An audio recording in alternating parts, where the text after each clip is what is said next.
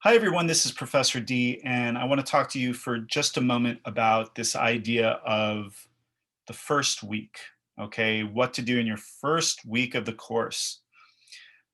There's all this stuff that's going on. Students are getting acclimated to the new semester. If they're brand new to college, this is very pivotal for them. So there are a number of things that we can do to get them going.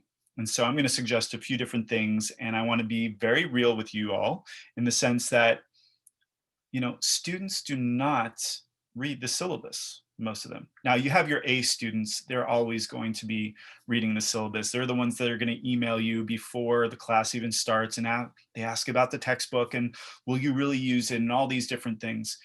And so I want to encourage you to do a number of things which seems to work, and it can actually also be a lot of fun. Now, the other part of this is that it's incredibly important to engage the students right off the bat, especially within an asynchronous and remote course, because you have that lack of human connection and you want to make sure that it's there. So one of the things that I would recommend is this idea of doing icebreakers.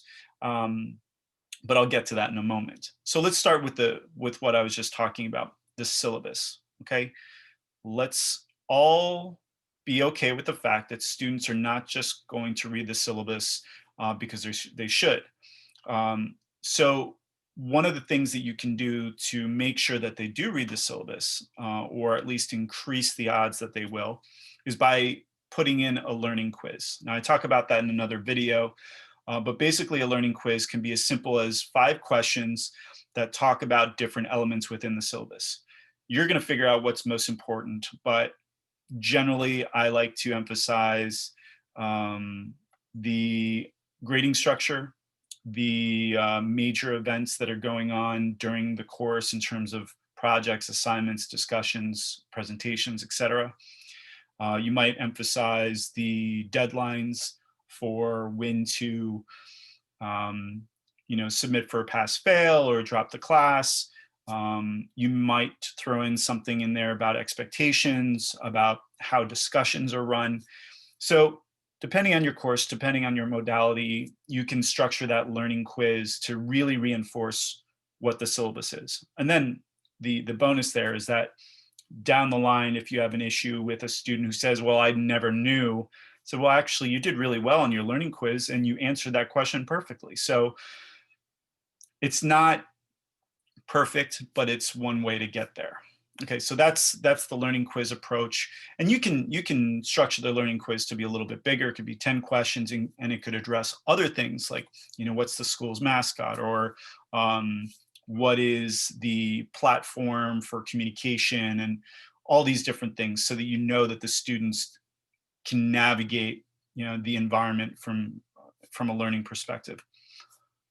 Icebreakers. Now, I have an unfair advantage because my first career was in student affairs. So I did that for 13 plus years, and we were always doing icebreakers. I have stacks of books here, binders and binders of activities for students, but they're mainly designed for face-to-face, in-person interaction. So what I would offer you is this idea of doing an icebreaker through a discussion board. That's really standard for a lot of online instructors. Whether you're remote, whether you're asynchronous, this is something that you can do. You can do it for face-to-face. Again, I push this idea of using the LMS as your backbone, whether you're teaching face-to-face, hybrid, asynchronous, etc. It's just good practice. Everything's kept in the LMS, and I love that. So in terms of an icebreaker, I'll give you a couple of examples. Set up a discussion board for your students, and the prompt would be, introduce yourself, where are you from, what are you studying, what are some of your hobbies and interests, and then you can do 2 truths and 1 lie. Okay, and if you've never played the game 2 truths, 1 lie, then just look it up. It's easy, but the fun part is that the students get to figure out or try to figure out what the lie is, and they get to know each other a little bit more in the process. So that's one. Another one could be the picnic game. And if you've never played the picnic game, just look it up and see if you can uh, make that work within the discussion. I think you can. And then the other one might be just doing a simple riddle. You know, you have the students come up with a riddle, and the other students have to try to figure it out. So the advantage, the bonus of doing a discussion your first week is you get to illustrate and demonstrate what a discussion should look like.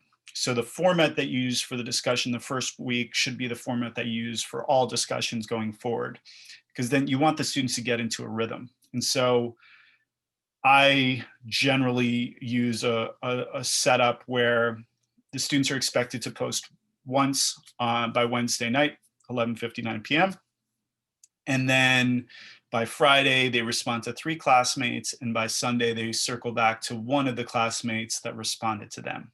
So you can use that same format. And I do use a point value. I talk about that in the discussion board video. And that gets them going. That gets them to understand what the rhythm's going to be. And it's fun. You know, the first week, especially, respond to every single student that you can. And actually, I basically respond to every single student the first discussion, because the first week is so important to make sure that they feel heard, that they matter, that they exist. They're not just a number in your course. Okay. The last thing that I'll touch on from a first week perspective is that this is the time, especially when you're teaching an asynchronous course, that you want to schedule a live office hour. So you're teaching asynchronously, so you're not in the same place at the same time, but a couple times throughout the course, you want to provide some type of office hours. Some instructors do this every week, which is fine, but then some of them start to teach through that office hour, and that's not what it's for. It's really supposed to be a time for you to be there and listen and work with individual students.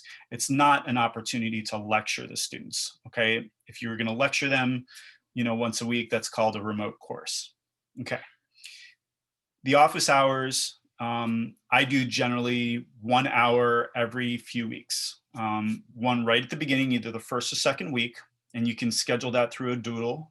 And then I do one right before the midterm, if there's a midterm, and I do one right at the end of the semester before the final exam or the final project. And that way you're giving students the time, they're more likely to attend. And then you just put it out there if they want a one-on-one, that you would do that, you know, whenever they request. So that is my formula for kicking off the first week of the course. Be real clear about the textbook expectations, be real clear about the syllabus, give them an opportunity to interact and get to know each other. And when you have that first office hour, then you can talk about some of the things that you learned from the discussion that took place. So I hope that was helpful. If you have any questions, please email me, but definitely check out the other videos. See you soon. Bye-bye.